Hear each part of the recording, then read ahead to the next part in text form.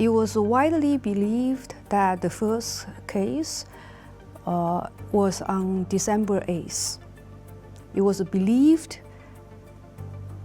that it started from a seafood market, but we are not sure. And we have heard that there are earlier cases.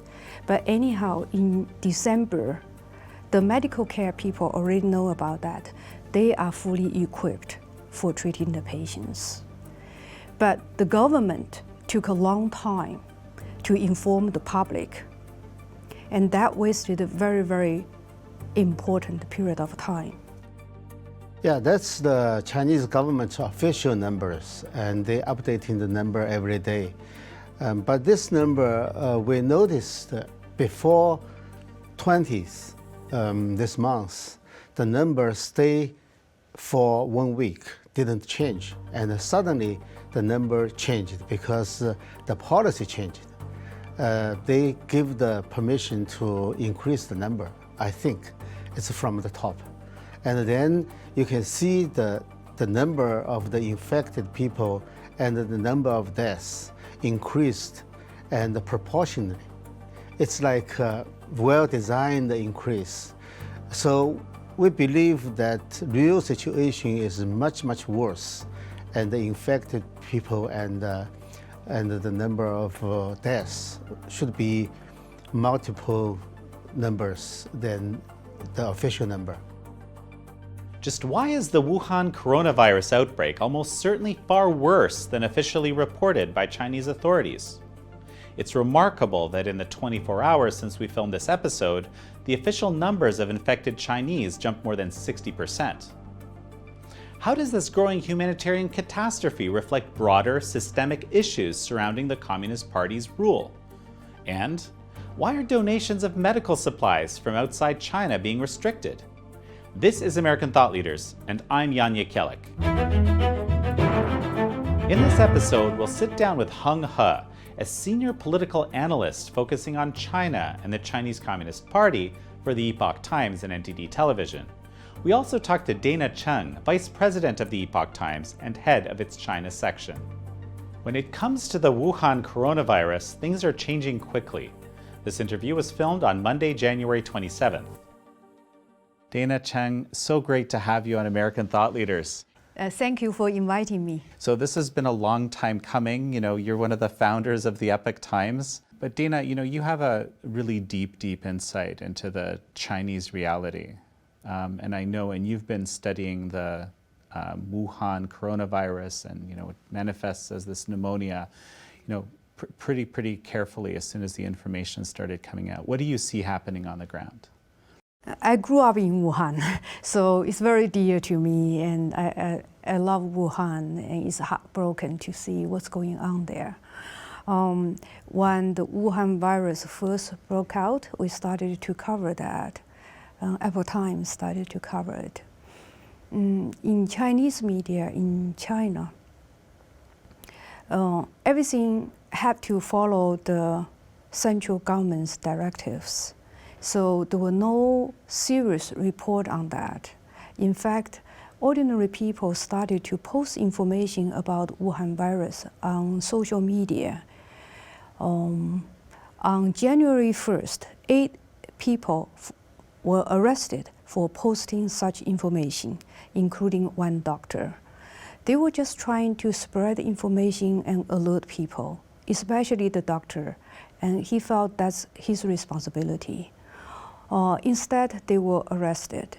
So for a long time, and unfortunately for a very critical period of time, the government media has been saying there's no human-to-human transmission. Right.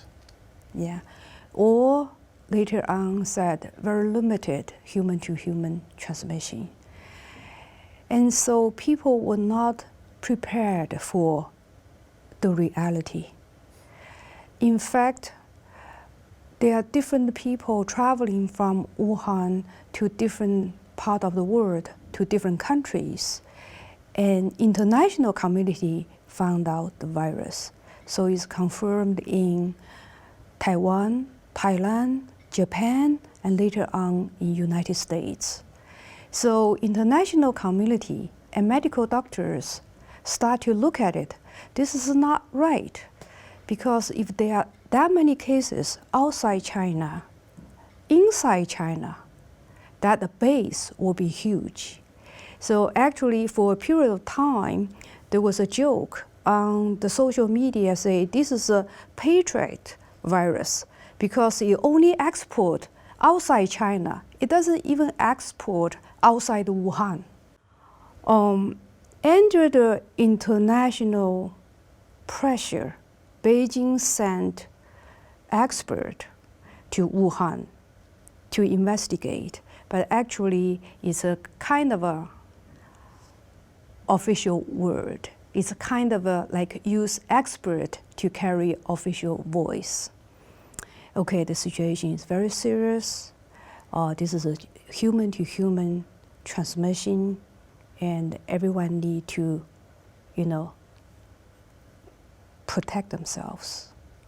So on January 23rd, the whole Wuhan got locked down. Heng He, wonderful to have you on American Thought Leaders. Thank you for having me. So Heng He, you're actually in a very interesting position studying China. On one side, you're an expert on the Chinese Communist Party and how it operates. On the other hand, you're also a medical doctor, and you actually even worked in pathology. Can you give us a sense of the reality on the ground right now? We've heard, as right now, almost 100 deaths, about 3,000 cases of infections, but we also know that might not be the entire story. What do you think? Yeah, that's the Chinese government's official numbers, and they're updating the number every day.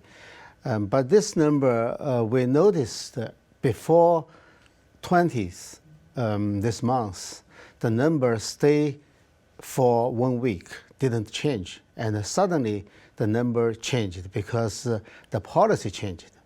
They give the permission to increase the number. I think it's from the top.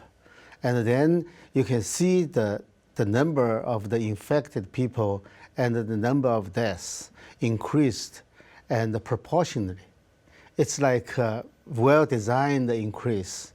So we believe that real situation is much, much worse, and the infected people and the number of deaths should be multiple numbers than the official number. And the reason is, I think there's several sources can confirm this. One is that from the Wuhan, after lockdown, Wuhan people put the video and some information on social media. Mm-hmm. And you can see not only it's a chaos, it's also the situation in the hospital and the doctors and nurses, and they claim the situation is much worse. And you can see the real story. And even though they don't have the real number, but the other side, there are at least two academic studies. One is from London Imperial College.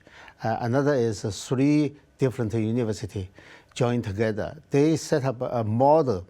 The model to predict the infected population. And the model is, I think it's very scientific because they use the Wuhan airport cover the population.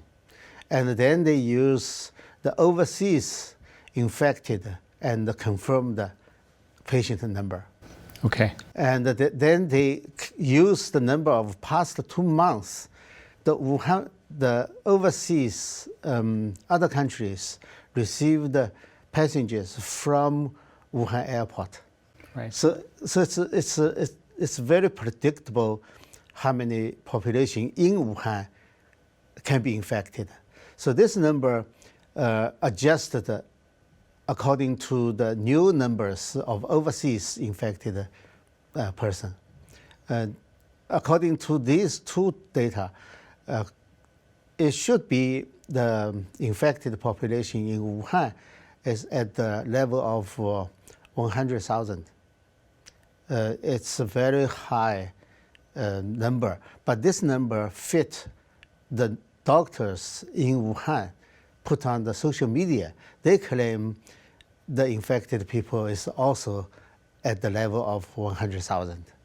So from the different source and the model, we can see the number is really high, and it's still increasing. So this is actually one of these big challenges when dealing with China or communist China, right? How do you verify?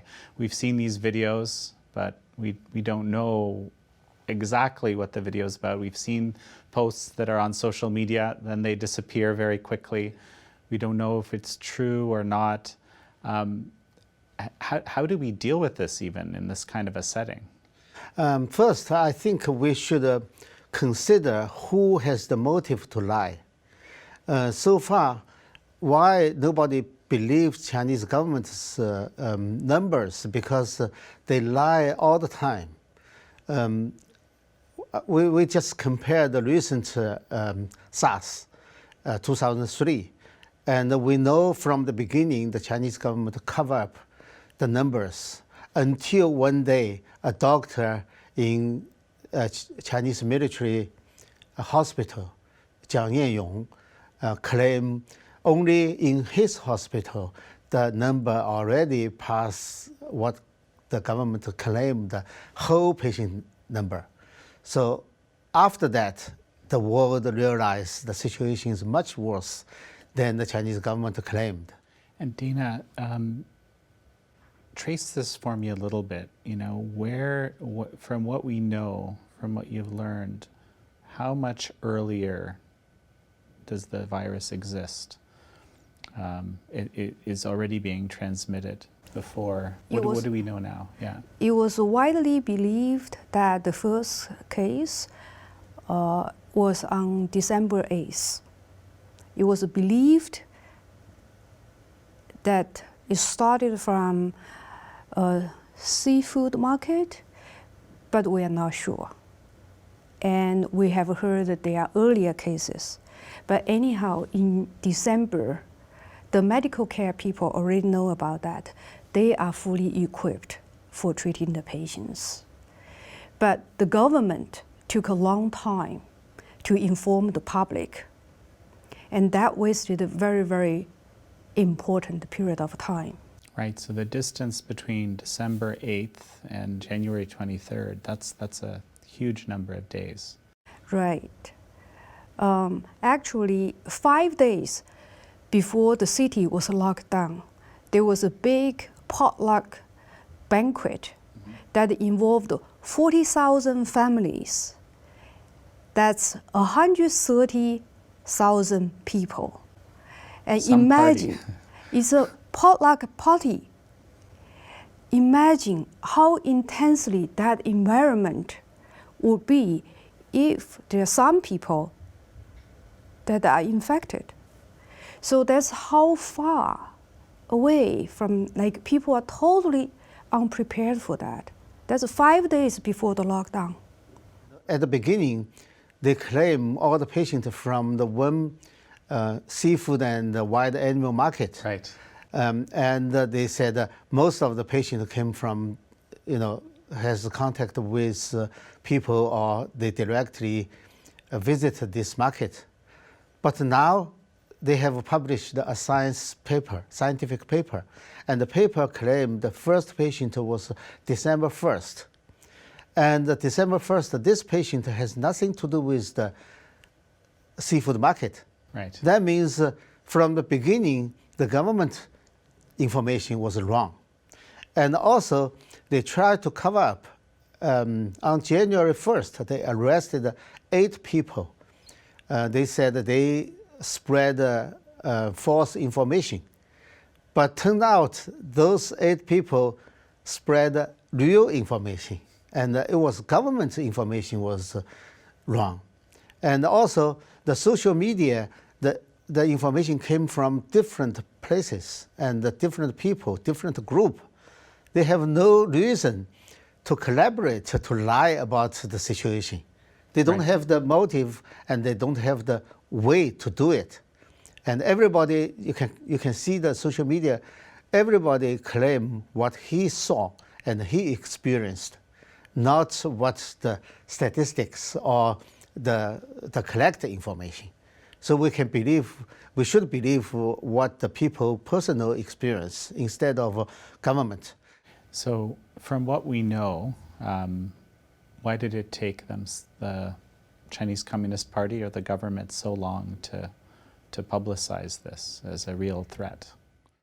17 years ago, during the SARS time, there was an order from the central government to the local government. If anywhere that there's a SARS, then the local government will be removed from the position. Wow. So that effectively discouraged the reporting of the real numbers. Of course. And that's not just like a one-time thing, and it's a system. Like the local government try to report good news, not bad news.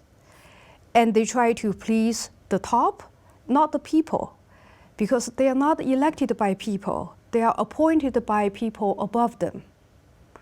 And in the case that a local government report information to the central, they also need to think, okay, January is the time for US and China trade talk and trade agreement, and is the Taiwan election, is preparing for a new year.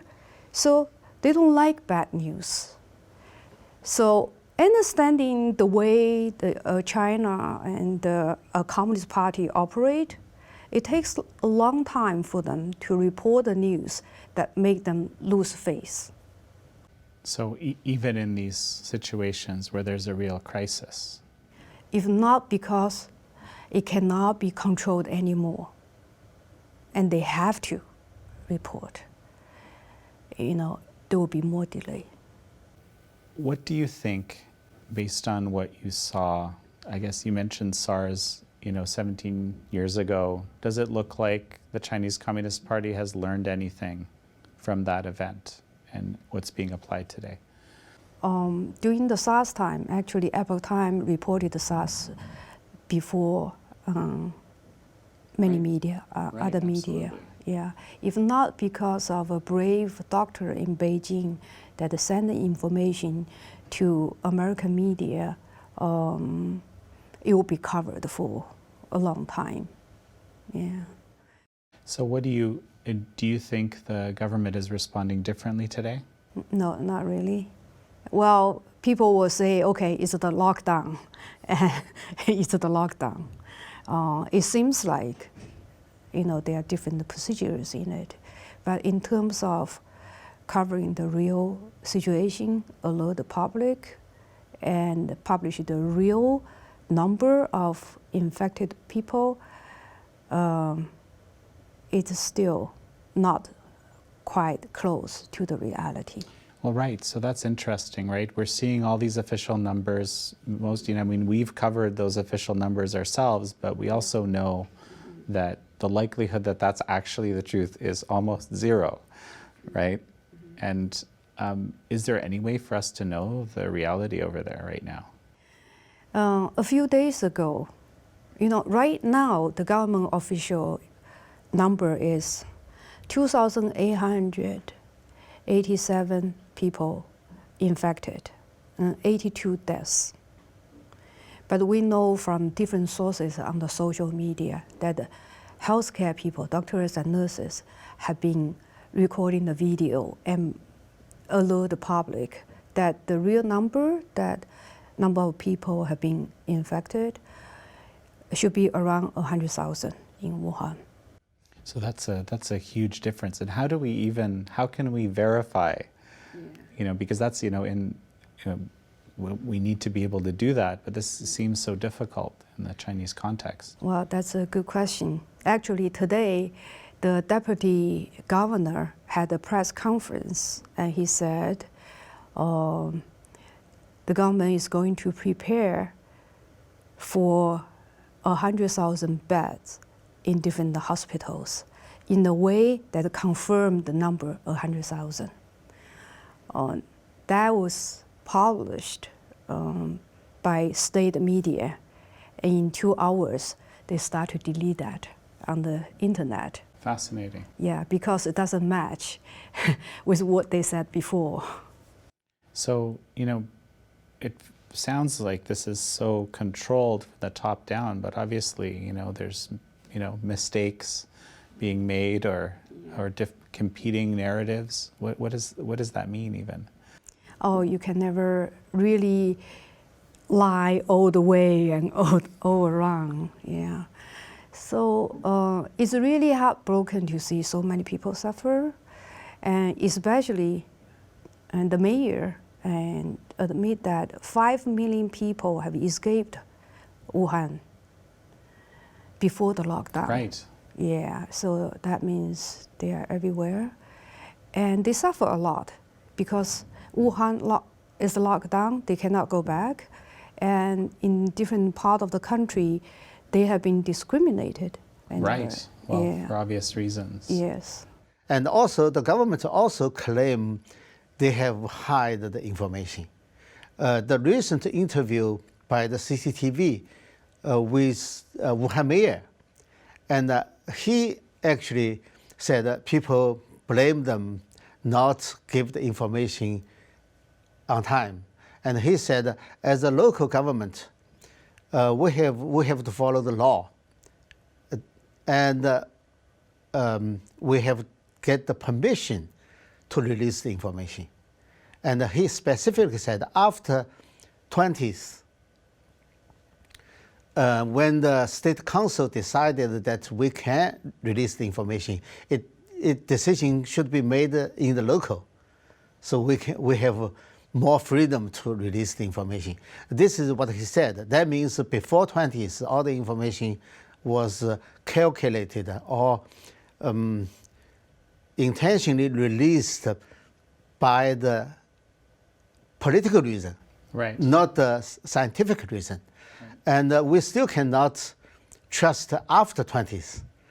He claimed after 20th, the local has more freedom, but doesn't mean local can give the right information. Right. Well, no, so this is what I was going to ask, given, this is Chinese Central Television and everything is carefully manicured to tell the Chinese Communist Party storyline. Why did they, allow this interview in the first place? But I think you're giving us a hint here, right? Yeah, because I think there's 2 reasons. One reason is I believe somebody should be blamed. Because now the pressure is high, not only from the Wuhan people, but from, I think, different factions of inside the party, and also from the outside. And everybody asked the information, even WHO. WHO said we cannot make the decision because we didn't get enough information from China. So under the pressure, they need one side is release some information well calculated to the outside, and another is probably ready to find someone to blame inside the system.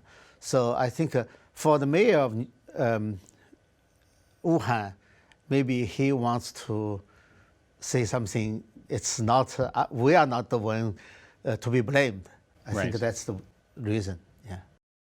Actually, for this system, even if there's no instruction from the top, the automatic, spontaneous response for the local government is to hide the truth, because the Communist Party was established on the lies. Mm-hmm. Their power was based on the lies. Since the establishment of the People's Republic of China, and we can see the lie is all the way from the beginning until now, and we see the Cultural Revolution, and before that it's the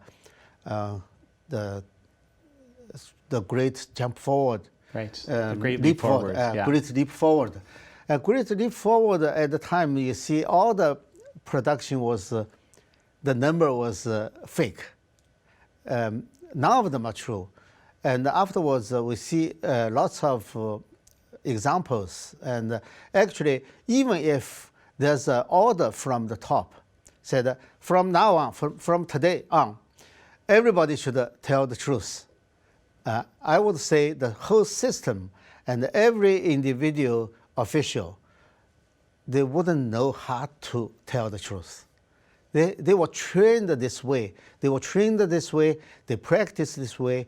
Everyday life, everyday work was lie. And suddenly they were asked to tell the truth. I think nobody knows how to do it.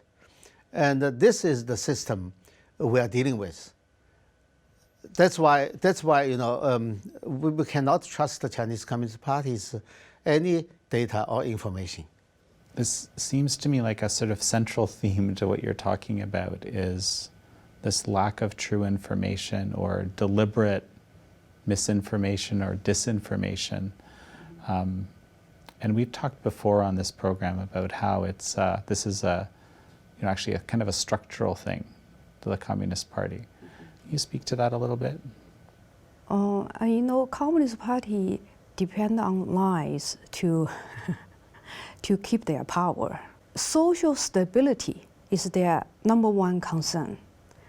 So-called social stability is they don't want people to threaten their power. They're not elected by people. They fear they're not popular. They need to have a propaganda to keep telling people because of the great leadership of Communist Party, they can have a life in China. Otherwise, they will be in hunger or whatever. Each year, the government allocate more budget for social stability than the budget for military. So-called social stability is to suppress its own people.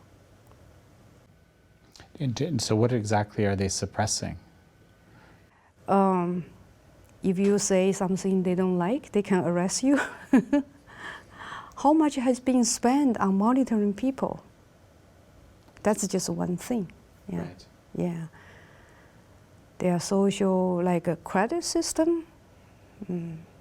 If you don't follow the direction of the center, you get a social credit, and you can be prohibited from taking a flight or taking a high-speed train or maybe looking for a job. So it's very central controlled, and it's a very ineffective system, actually. It's a very ineffective system. Interesting. Right now, we know that Wuhan is on lockdown. A number of other cities in Hubei province are under lockdown. I don't know how many millions of people. But at the same time, even from Wuhan, before the actual lockdown happened and the disease was already there, 5 million people shifted out of the city. So what are the implications of this? Are staggering to me. Yeah, this is an interesting question because I think this is a question how the Chinese Communist Party handled this public health disaster crisis. The lockdown is very strange. Actually, since the disease already spread out of Wuhan, and it spread real fast, and since 5 million people already out of Wuhan before the lockdown, why you need to lock down this 10 million population city? How can you do that? And you didn't consider any possible humanitarian disaster afterwards, and it didn't really serve the purpose. The purpose is restrict the spread of this disease. But since everybody is out, almost 1/3 of the Wuhan population is out before the lockdown, it won't help. There was also a calculation, somebody did the calculation, said even if you lock down Wuhan 99%, you still can only reduce the spread outside Wuhan less than 2%. Right. So it won't help. So this is typical how Chinese Communist Party thinking and handle situation. It's like suddenly somebody got the idea, and they immediately carry out this decision without consider any other possibility or without consider any consequences. And they just do it and then adjust on the way. So this is totally disaster. They never consider the supply, medical doctors, nurses work, and the regular resident. And also they lock down and put the healthy and infected people together and increase the possibility of transmission, the disease transmission. So this is a horrible decision, and the consequences is still it's still very difficult to evaluate. Right. No, it's astounding. And so, there's food, obviously, like food, basic implications. And I was reading, there was a story, I think, that we have up today about the Chinese Red Cross. Right. I don't know if this is in Wuhan, and the Red Cross, by the way, in China, for the benefit of our readers, is not an independent organization. It's a state organization, sort of by design. But they're kind of withholding some of the donations. Or can you explain this a little bit? Yeah, there was several claims from the people who donate the face mask or other medical supplies. Like Americans have been trying to donate. Yeah, right? I think there's a New York-based several people. They like donate $50,000 and bought the face mask and try to ship to China. And they find their own connections to pass through the custom, and finally was stopped somewhere. And the bureaucracy is terrible. You cannot send the medical supply directly to the hospitals because they ask, it has to go through the Red Cross, the government agency. Red Cross is a government agency. And one person claimed he sent the medical supply, was stopped by the Red Cross, and the Red Cross asked 6 to 8% commission fee or overhead. And because most of the donation was medical supply, and while the Red Cross asked for the cash payment, and people said, we just don't have the cash. And of course, after he claimed this situation, Wuhan Red Cross made an announcement, denied the accusation. But however, this person claimed that Wuhan or Hubei police called him and asked him to shut up. If you don't shut up, you'll be, there will be consequences for him. And today, he actually closed his account and deleted all his Twitter. So this is a horrible situation. If his false claim was not true, why the Hubei police called him? And everybody knows Chinese Red Cross was corrupted. Remember several years ago, there was a scandal, Cómo scandal, and it will hit Chinese Red Cross really hard. And the donation was dropped like 90%.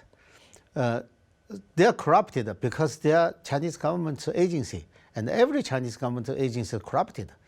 And so people tend to believe those claims instead of the Red Cross denial. Right. I mean, it's just very hard to tell what's what. You know that the Chinese Communist Party isn't going to tell you the truth unless it's convenient.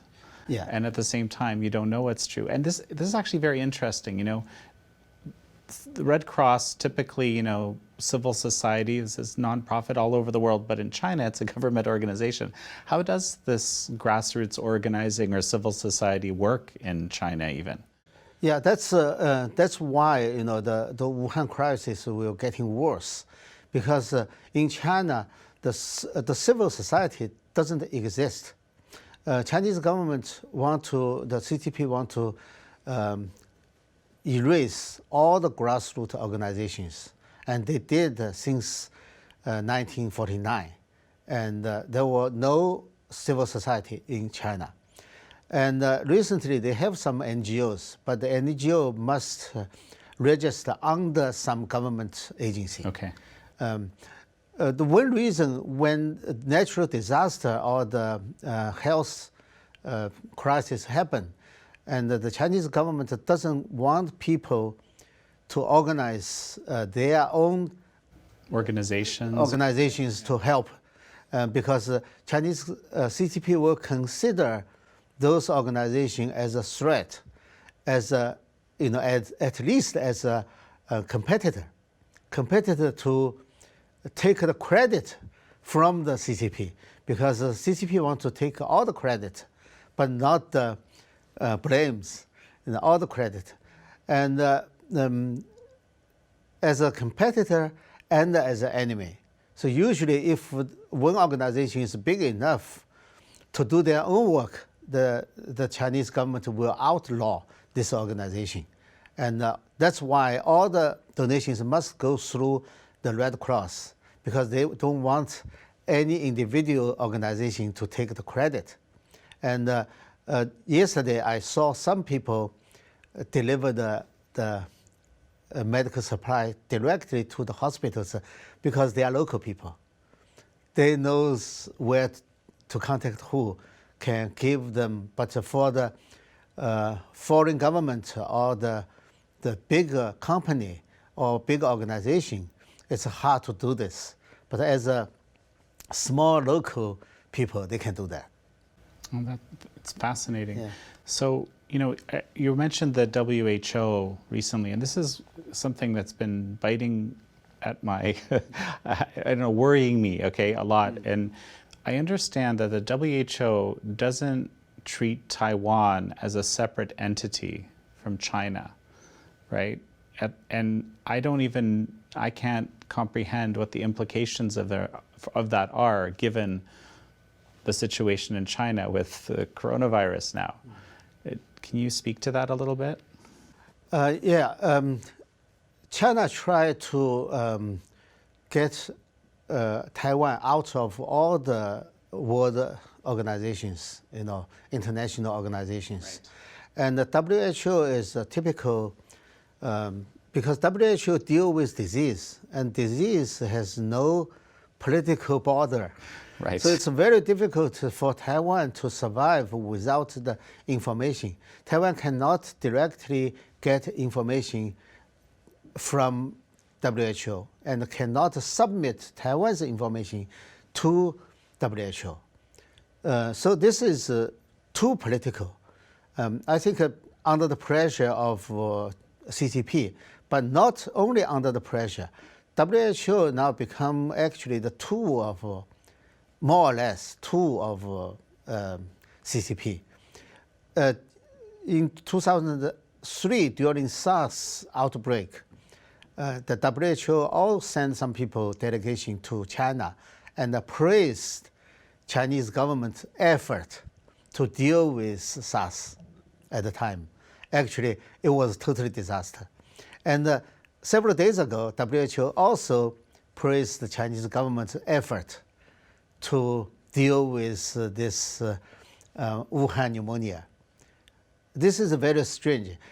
Even if you also said at the same time, WHO said we don't have enough information from China, so we cannot make the decision.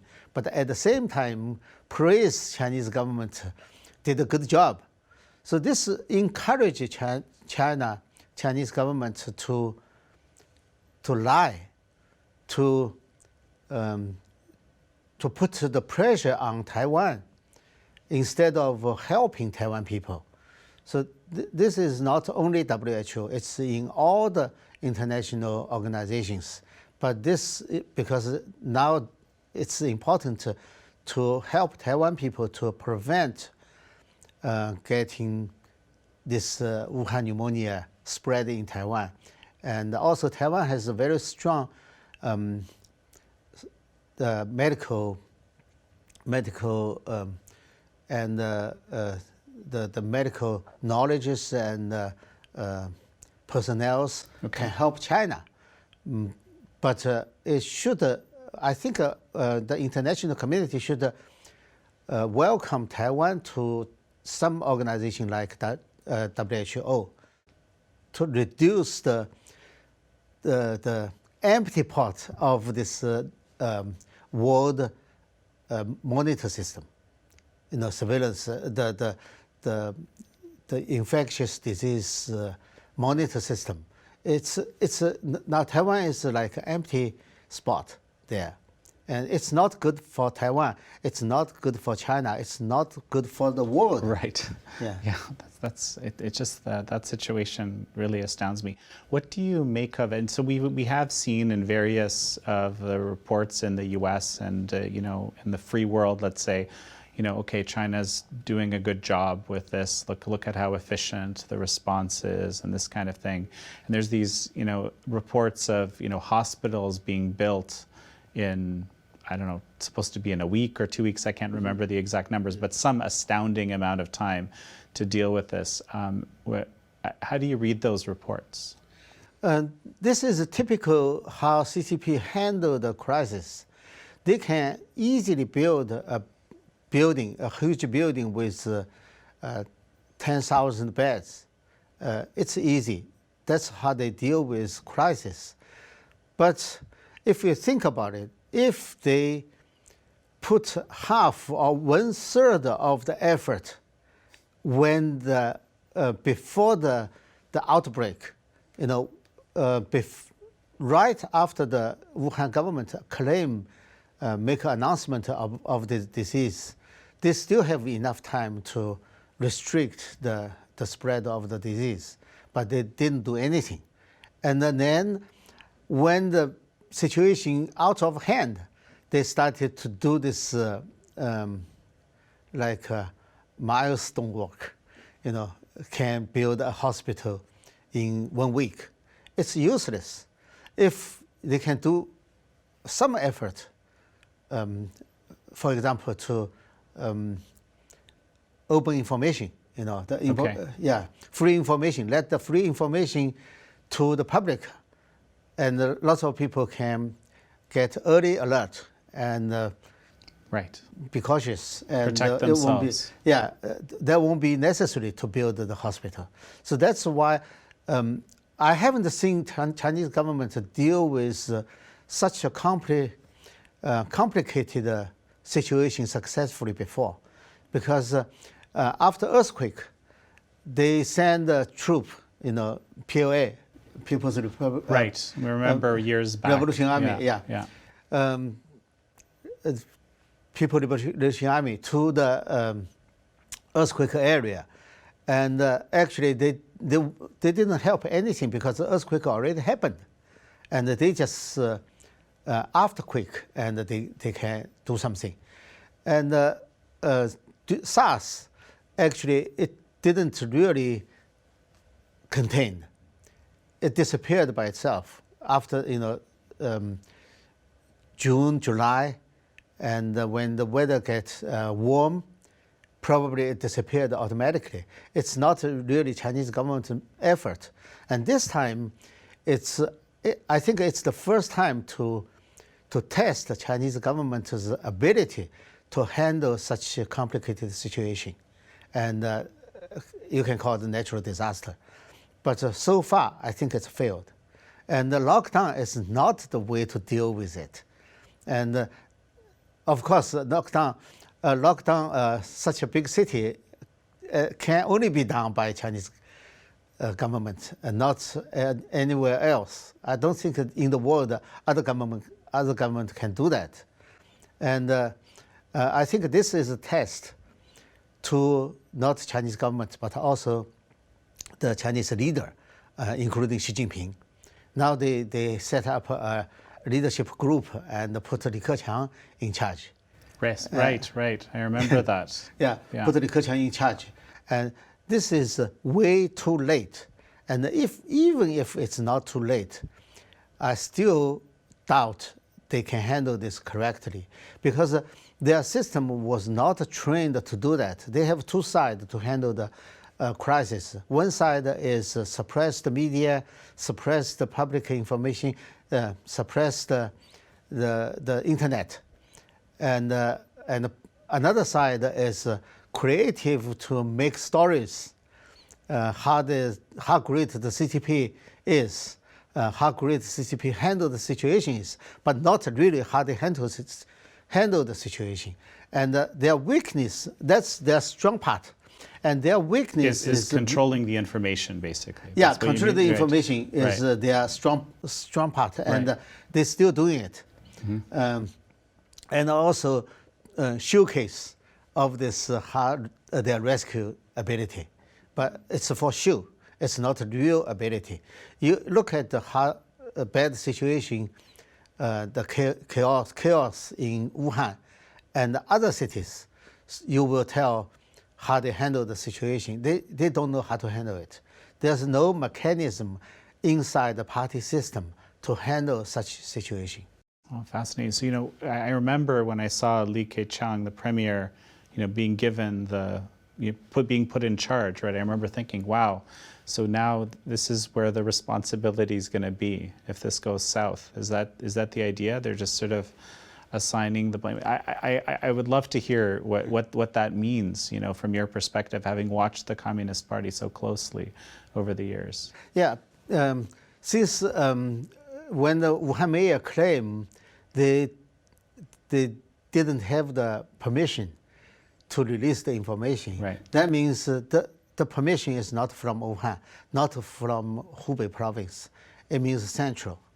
And in central, if you look at several days ago, when the Wuhan pneumonia situation is getting hot, I mean, when the world put more attention to Wuhan situation, yes. You can see Li Keqiang visited Qinghai hospital. He visited Qinghai. At the time, Qinghai was one of two provinces didn't have Wuhan pneumonia. Okay. Yeah, he visited there. And everybody doubts why he visited Qinghai hospital. Somebody said that he protested because Xi Jinping didn't use his idea to restrict, to contain the situation just like SARS.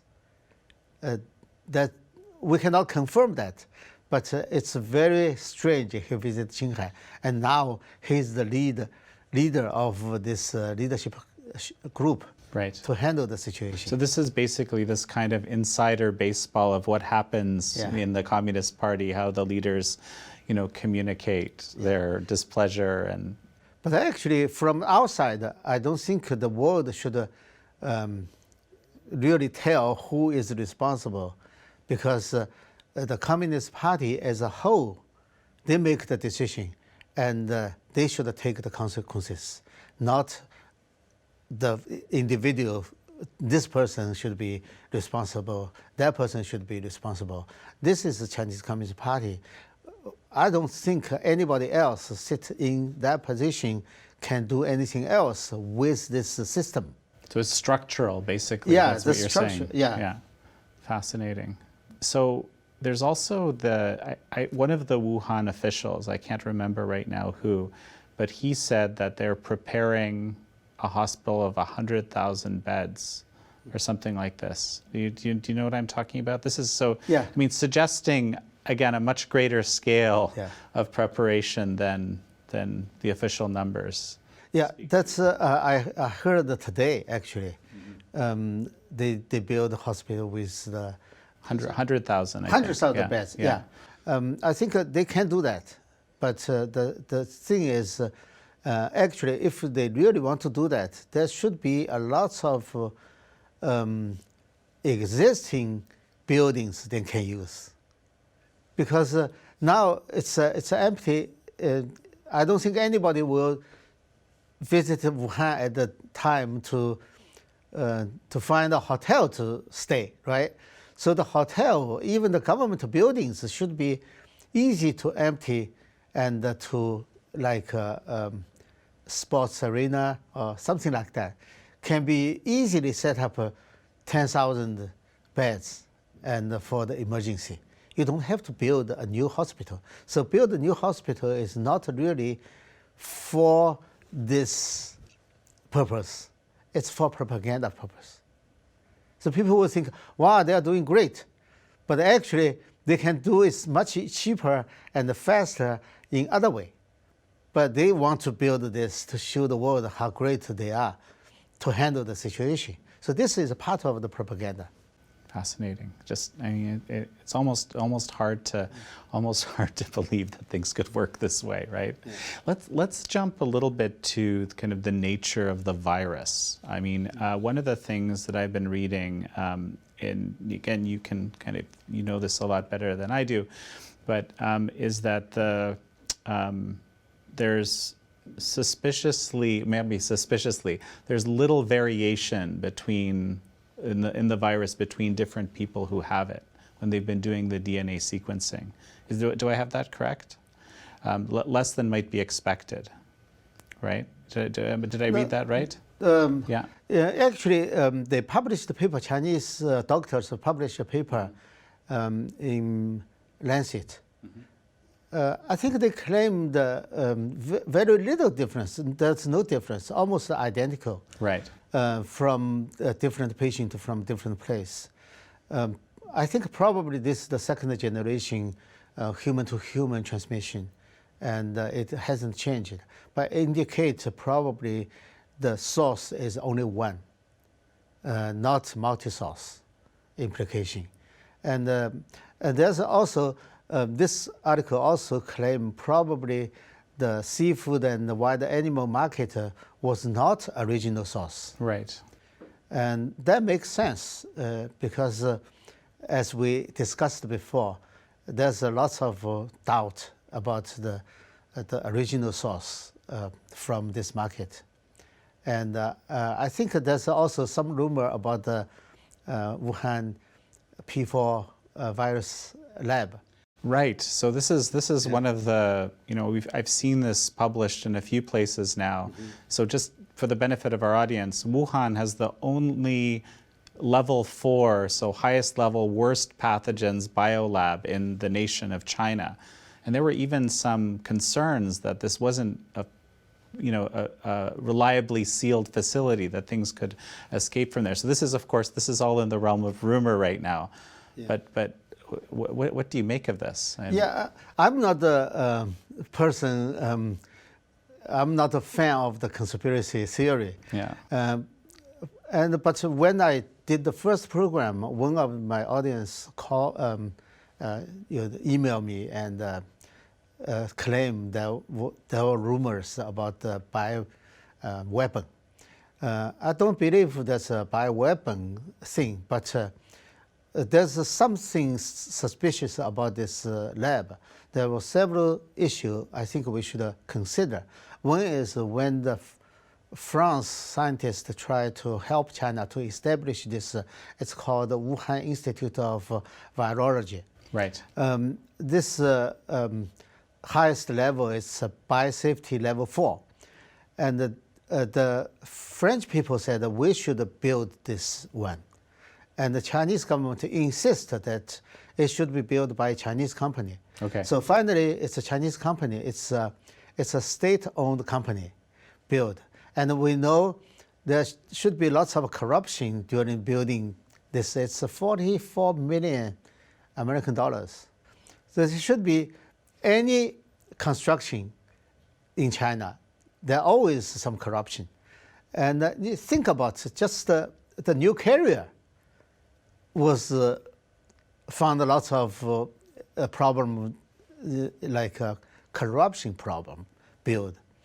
And this one, possible. It's very possible.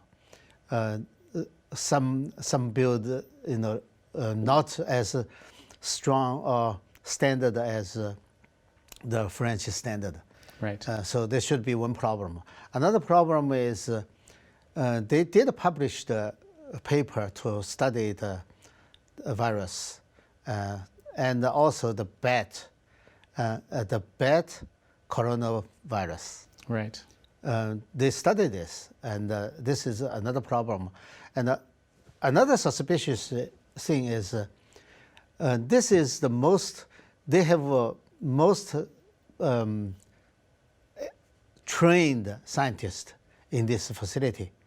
Like in all of China, probably. Yeah, but from the beginning until today, nobody heard a single word about this institute, this lab. So they're not publishing? They're supposed to immediately get involved in the study and also the testing, everything. And the China CDC took over the separation and extraction and also sequencing of this virus. It's from the beginning. It's the CDC, not the Wuhan lab, did the whole work. That means the CDC either didn't trust the lab, but the lab belongs to the China Academy of Science.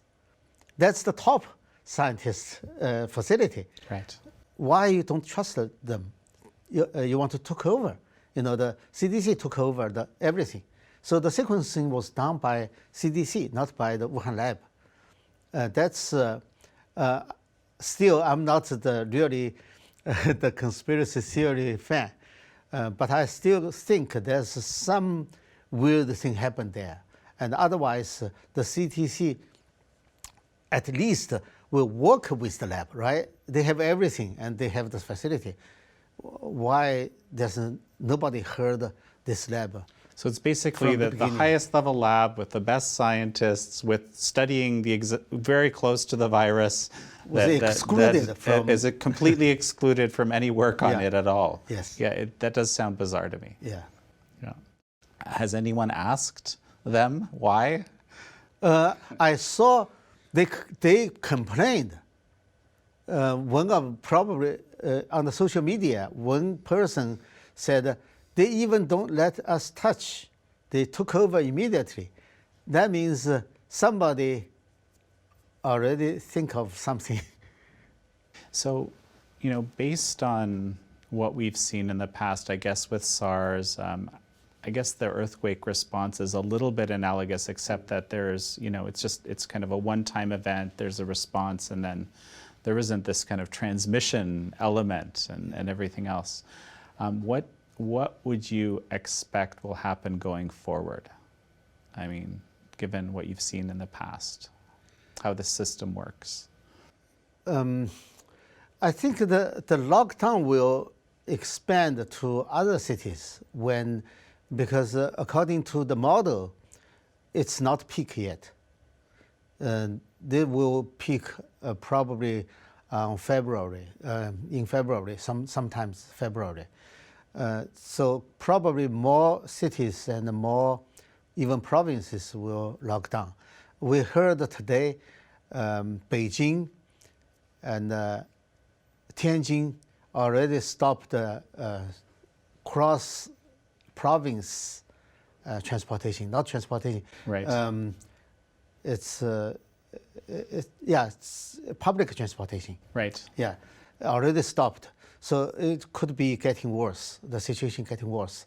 And it will hit the economy. That's the worst part. Because in Wuhan now, different villages also blocked the road. Every village blocked the road through their village.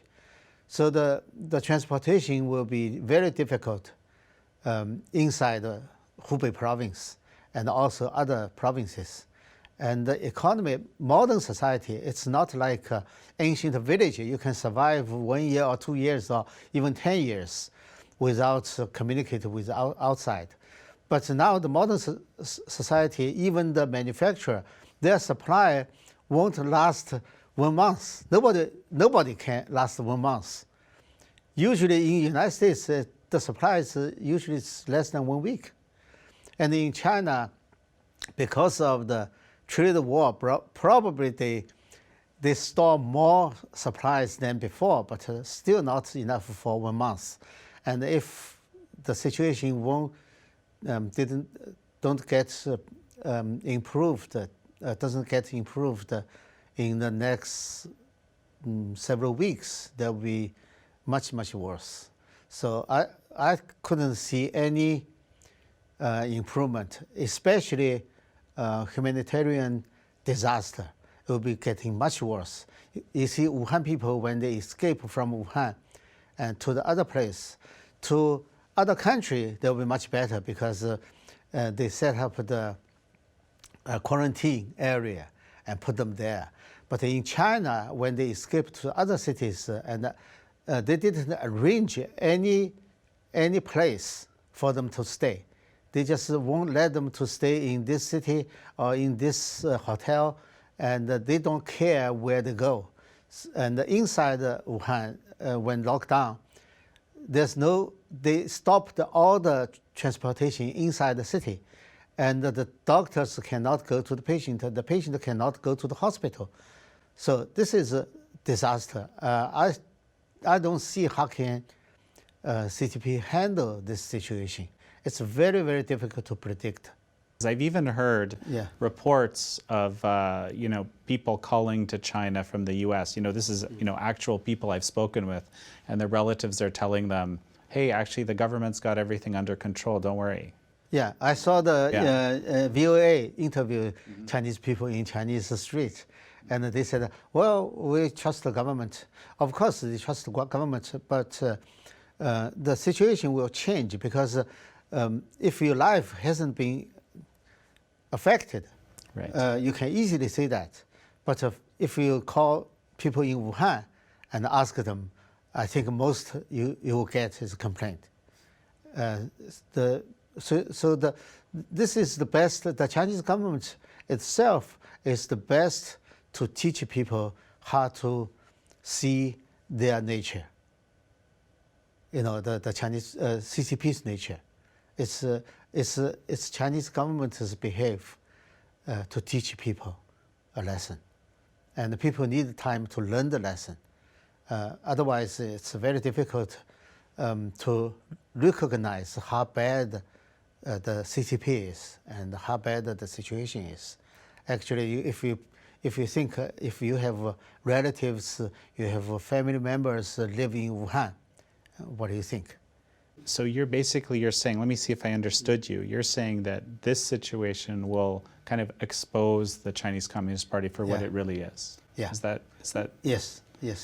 Wow. Because in most situations, this is when Chinese government behave this way. Of course, they control the information now, and they have lots of positive information sent, like this city send how many doctors to Wuhan, to Hubei, and this city send and the military, especially military doctors, and they tell the story, and it's full of Chinese social media, and it's all positive. Actually, we don't want to. I think we don't need to say this is not true. This is true, but why we need this? Because at the beginning, they didn't handle this correctly, and they still don't know how to handle it correctly.